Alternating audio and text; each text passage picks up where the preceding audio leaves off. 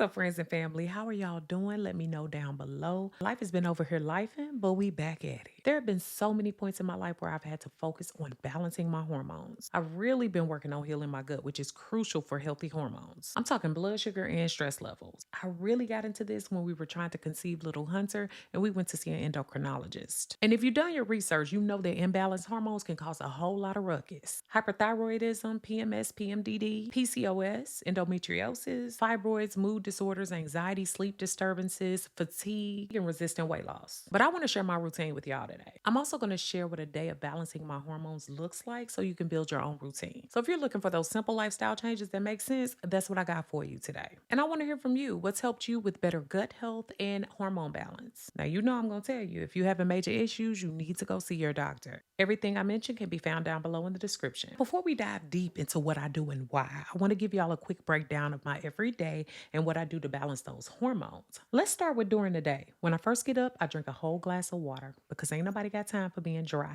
but also it helps to flush your body systems. I work in meditation and deep breathing to regulate my nervous system. I used to fast, but now I eat a protein-rich breakfast within 90 minutes of waking up. For me, that's between 7 and 8 a.m. I drink caffeine only after eating something now, and I work out during my 4 to 5 scheduled mornings during the week. For the last half of the day and towards the evening, I try to have my lunch within 3 to 4 hours of having my breakfast, and lunch ends up being my largest meal of the day. It has those complex carbohydrates, rice, beans, sweet potatoes, and fats. I try to go on the afternoon walk to go ahead and release some of the energy from those carbohydrates from lunch. I try to eat a snack within 3 hours after lunch that's full of fiber and protein. I might have a shake or something with flaxseed, berries and yogurt, or fruit and nut butter. I eat a lighter dinner 3 hours after the snack, but it's heavy on protein and veggies. I do a little nighttime meditation, and I try to go to bed within 3 hours after eating. So this is a trick for me so my body has time to digest, but that I'm not going to bed super hungry. Now that we've gone through the snapshot of my day, let's go through the specific things that have helped me throughout the day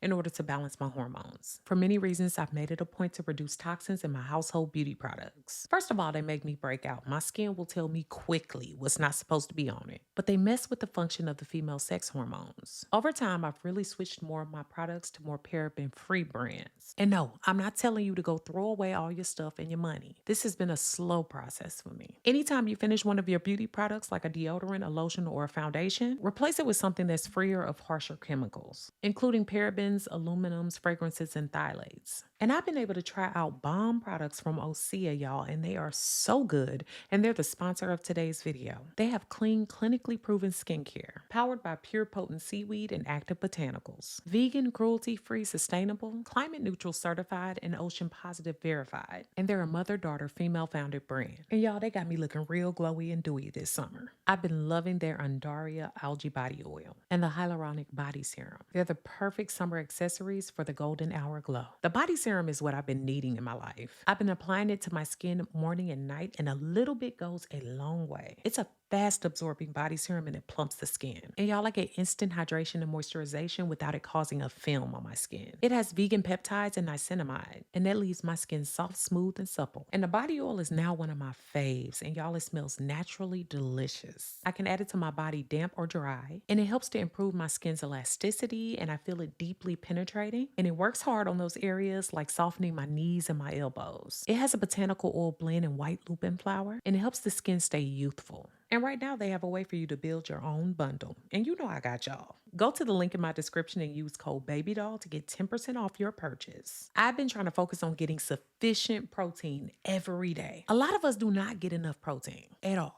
I try to have around 1/4 of my plate from an animal source or plant source of protein every meal. I eat around 145 grams of protein a day now, thanks to my nutritionist. The things that are more preferable are organic grass-fed animals, wild-caught fish, and a variety of vegetable proteins, and getting a lot from beans, nuts, lentils, whole grains, and seeds. Protein contains the building blocks for our bodies to function. They are great for hormone balance and function. When I don't have enough, I'm tired and weak. The best way I can get them is planning for them. So through meal prep, also keeping a lot of different proteins around that keep me full, whether that be through snacks, because I usually don't get it through just meals. I have to have snacks or something to supplement. Even Protein shakes. Those help so much with building up protein pretty quickly. And if you're not a big animal protein eater, then finding ways to plan out your plants to ensure that it covers the things that you need. Like nuts and seeds, those come in handy for those that want to stay with more vegetarian and vegan lifestyle. And I try to eat foods that are feeding my gut every day, not making my gut,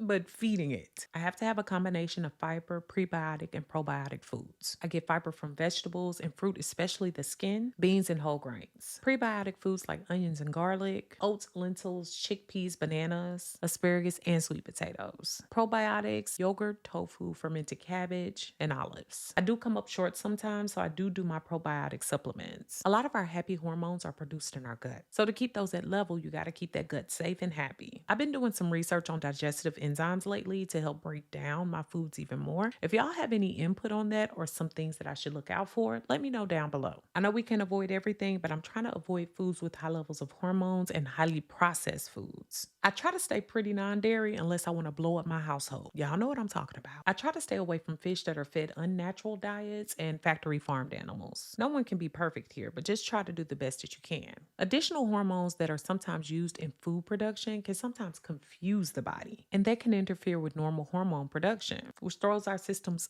all the way off. And the thing about processed food, they're going to have lower nutrient value. So whenever I have them, I'm not getting what I need to keep me full and satisfied. When I check the labels, those foods are higher in sugars, saturated fats, and chemicals that my body will not recognize. So here's a rule of thumb. Avoid foods that contain ingredients that you can't pronounce. And I've learned to shop around the perimeter of stores. And instead of staying on the inner aisles where all the processed items are, I just try to stay on the outside. Not only am I focused on unbigging my back, but I'm definitely focused on those foods that are more whole in presentation. If I stay away from those central aisles with all those packaged and processed goods, I'm usually doing much better.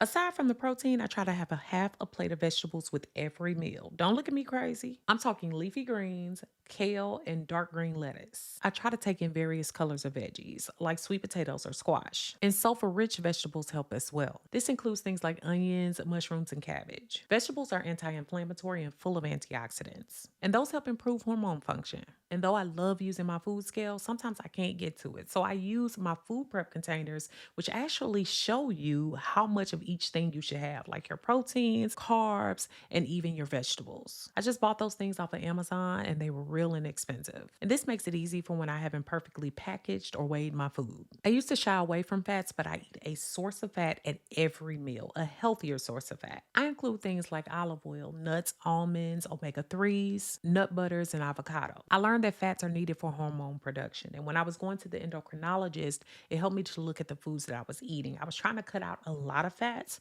when that actually was not helping me. Fats, especially the good ones, help to regulate those hormone levels. And it helped me to resolve a lot of symptoms that I was having within my body. And by me trying to stay away from fats altogether, that was actually not benefiting me at all. Starting in the morning, Lil Bit is sleeping just a bit longer now. She's sleeping through the night and usually up to about 7 to 8 a.m. So that gives me a little bit of a softer wake up. I'm not having to wake up to an alarm to wake her up to eat or things like that. I feel like I'm getting less cortisol as I wake up, because when we wake up, cortisol levels raise anyway. And if you don't know about cortisol, definitely do your research, but it can act as stress.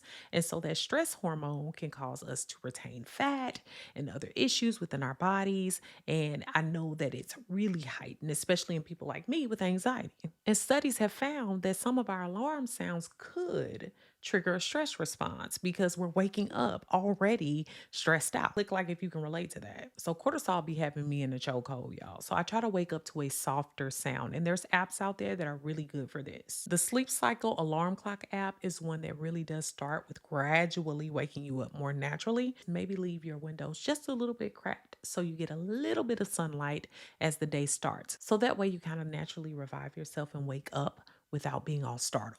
I mentioned that I drink a glass of water the first thing when I wake up. Water helps to balance hormones by maintaining our proper circulation, and it also helps with detoxification of the body. It also improves digestion and absorption of nutrients from our food. And overall, nobody got time to be dry. I'm trying to be moisturized. And I exercise, yes, but now in my life, it has a different role for me. Did you know that exercise helps to regulate hormone levels, especially that good old one, cortisol, and others that help with fat and glucose breakdown? And when we exercise, we get the feel goods from dopamine and serotonin too. I also learned that exercise in the morning can help to boost thyroid function as well. A trick that I learned is exercising harder during the earlier part of my cycle, but during and after, I go a little bit more moderate. I find that that releases some of the issues that I have from cramping and other pains. That would definitely help with the flow of those hormones and help me feel better, especially during the times of my cycle. Sleep comes at a premium these days, but I have got to watch it. We all do. Sleep affects many hormones in the body, especially those related to stress and hunger. When I don't sleep, I'm all over the place and magically very hungry. That's because poor sleep makes our hormones spike and drop, causing significant changes within the body that it cannot catch up with, just regulating my body overall. So I hope today's video has been beneficial for y'all and that you're learning how I'm healing my gut, going through all these changes with my body. So if I can do it, y'all can do it as well. Make sure that you comment, share this video with someone who can use it, and subscribe. Thanks so much for watching, y'all. Beautiful brown baby doll. Peace.